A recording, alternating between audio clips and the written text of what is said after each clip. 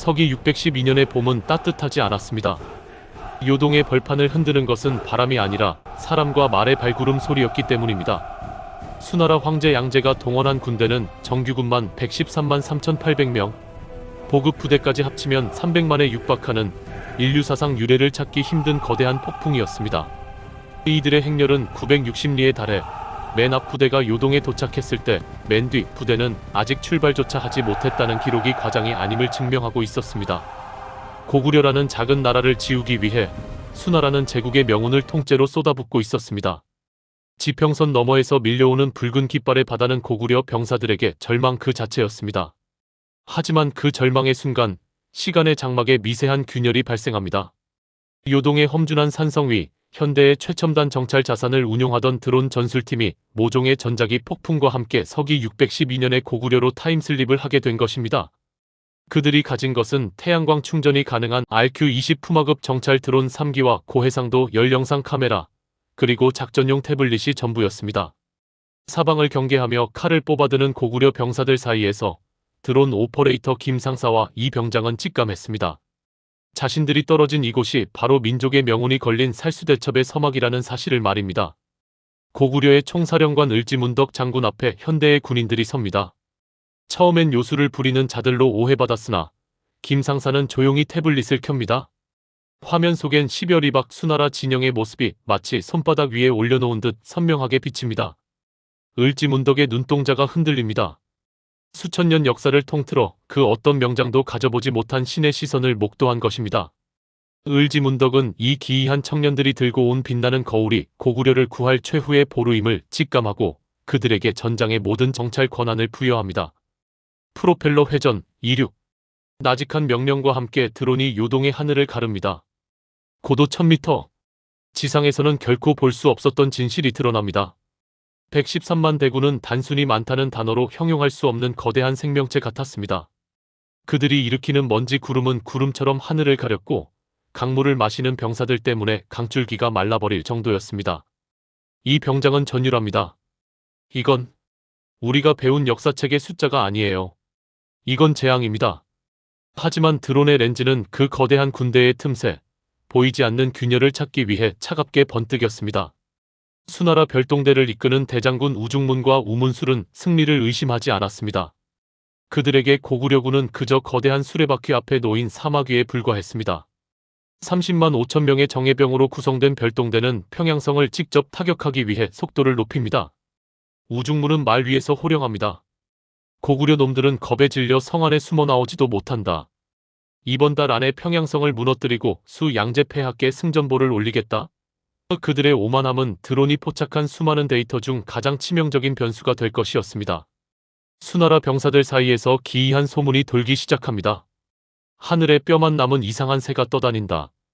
그 새의 눈을 마주치면 영혼을 빼앗긴다. 화살도 닿지 않는 높이에서 윙윙거리며 자신들을 지켜보는 드론의 존재는 미신에 약했던 고대 병사들에게 설명할 수 없는 공포를 심어주었습니다. 수나라 지휘부는 이를 고구려의 하찮은 요술이라 치부하며 병사들을 다그쳤지만 보이지 않는 눈이 자신들을 지켜보고 있다는 불쾌한 감각은 독처럼 군대 전반에 퍼져나갔습니다. 드론의 고해상도 카메라가 수나라 후방 보급로를 흡습니다. 여기서 현대 전술의 강점이 드러납니다.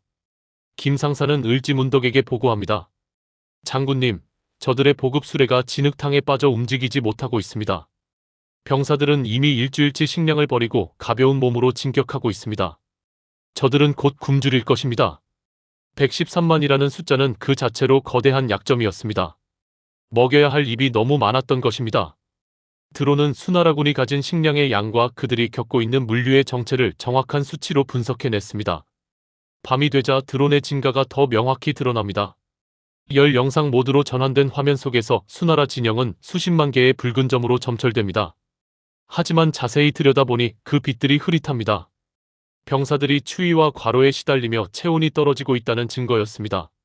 저들은 겉으로는 위풍당당해 보이지만 이미 한계에 도달했습니다. 이 병장의 분석에 을지문덕은 고개를 끄덕입니다. 적의 힘이 아닌 적의 지침을 읽어내는 것. 드론은 적의 근육량뿐만 아니라 피로도까지 장군에게 전달하고 있었습니다. 드론의 정보를 바탕으로 을지문덕의 천재적인 전략이 세워집니다. 적은 굶주렸고 사급하다.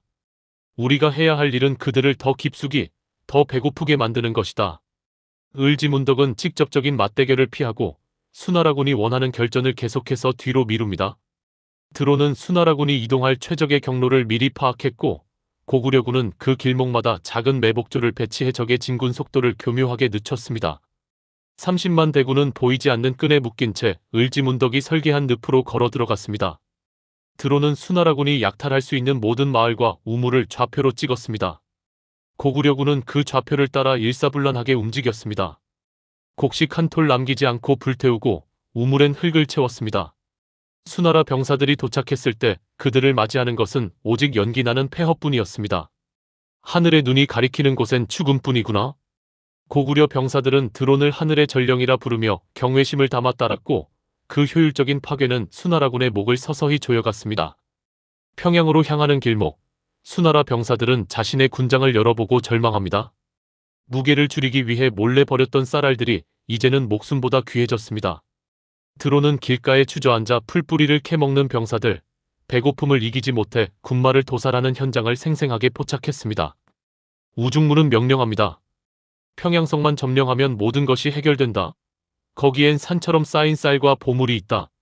하지만 그 희망 고문조차 드론을 통해 지켜보는 을지문덕에겐 이미 읽힌 패패의 전조였습니다. 김상사는 드론의 스피커 기능을 활용하기로 합니다. 밤마다 수나라 진영 위를 저공비행하며 기괴한 소음과 고구려어로 된 노래, 그리고 너희는 모두 굶어 죽을 것이다 라는 경고를 내보냅니다.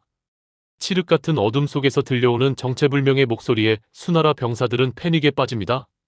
잠을 자지 못한 병사들의 눈은 휑해졌고 사기는 바닥을 쳤습니다. 현대의 심리전 기술이 고대 전장의 공포와 결합하여 적의 정신력을 붕괴시키고 있었습니다. 을지문덕 장군이 결단을 내립니다. 적의 내부 상태를 직접 확인하고 우중문을 안심시켜 더 깊은 덫으로 끌어들이기 위해 거짓 항복을 하러 적진으로 들어갑니다. 드론팀은 비상 상황입니다. 장군님 머리 위에 항시 드론을 띄우겠습니다. 조금이라도 위험하면 바로 신호를 보내겠습니다. 김상사와 이 병장은 태블릿에서 눈을 떼지 못합니다. 적진 한가운데 선 을지문덕. 그의 뒤에는 현대의 최첨단 인공위성급 정찰 자산이 든든한 수호신처럼 떠 있었습니다. 드론의 줌 렌즈가 우중문의 얼굴을 가득 채웁니다. 그는 을지문덕을 위협하고 있었지만 그의 손가락은 미세하게 떨리고 있었습니다. 태블릿 화면을 보던 김상사가 분석합니다. 우중문은 지금 심한 불안 상태입니다. 보급 부족에 대한 압박감이 극에 달해 있어요. 을지문덕 장군님의 제안을 거절하지 못할 겁니다. 실제로 우중문은 을지문덕의 교묘한 외교술과 자신의 절박함 때문에 그를 살려보내는 치명적인 실수를 범하고 맙니다. 적진을 빠져나온 을지문덕은 드론팀의 호위를 받으며 고구려 진영으로 무사히 귀환합니다. 적의 수뇌부는 분열되어 있고 병사들은 걷는 시체나 다름없다. 을지문덕의 보고에 고구려 장수들은 환호합니다. 이제 드론은 마지막 작전지인 살수의 수심과 지형을 정밀 스캔하기 시작합니다. 어디가 가장 깊은지, 어디에 복병을 숨겨야 가장 효과적인지 모든 전술 데이터가 디지털 좌표로 변환되어 을지문덕의 머릿속에 저장됩니다. 수나라 별동대가 마침내 평양성 외곽에 도착합니다. 하지만 그들이 본 것은 화려한 승전보가 아니라 견고하게 닫힌 평양성의 거대한 성벽과 성벽 위에서 자신들을 비웃듯 내려다보는 고구려군이었습니다. 드론은 성벽 너머에서 여유롭게 식사하는 고구려군과 성벽 밖에서 굶주림에 허덕이며 쓰러지는 수나라군을 한 화면에 담아 대조시켰습니다. 우중문은 깨달았습니다. 자신들이 온 곳은 승리의 성지가 아니라 거대한 무덤이었음을. 을지문덕은 우중문에게 시 한 편을 보냅니다.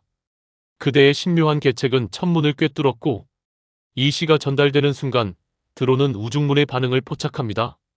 시를 읽어 내려가던 우중문의 얼굴이 분노로 일그러지다 이내 창백하게 질리는 모습. 자신이 을지문덕의 손바닥 안에서 놀아났음을 깨달은 자의 표정이었습니다. 김상사는 이 장면을 녹화하며 중얼거립니다. 역사상 가장 우아한 도발이네요. 이제 적은 미칠 겁니다. 우중문은 결국 퇴각을 명령합니다. 하지만 30만 명의 대군이 동시에 방향을 트는 것은 진격보다 훨씬 어렵고 위험한 일이었습니다. 드론은 퇴각 명령이 내려지자마자 아수라장이 된 수나라 진영을 보고합니다. 서로 먼저 살겠다고 도망치는 병사들, 버려진 무기들, 지휘 체계가 완전히 무너진 모습. 김상사는 을지문덕에게 지도를 보여줍니다. 장군님, 지금입니다. 저들이 가장 취약해지는 순간입니다. 수나라군의 퇴각로는 이미 고구려군의 사냥터였습니다. 드론은 적의 이동 경로를 예측하여 고구려 기병대에게 최적의 요격 지점을 알려줍니다. 삼시 방향숲 뒤에 적의 후미 부대가 노출되었습니다. 지금 타격하십시오. 김상사의 무전이 고구려 전령들을 통해 전달되고 고구려 개마무사들이 번개처럼 나타나 수나라군의 꼬리를 잘라냅니다.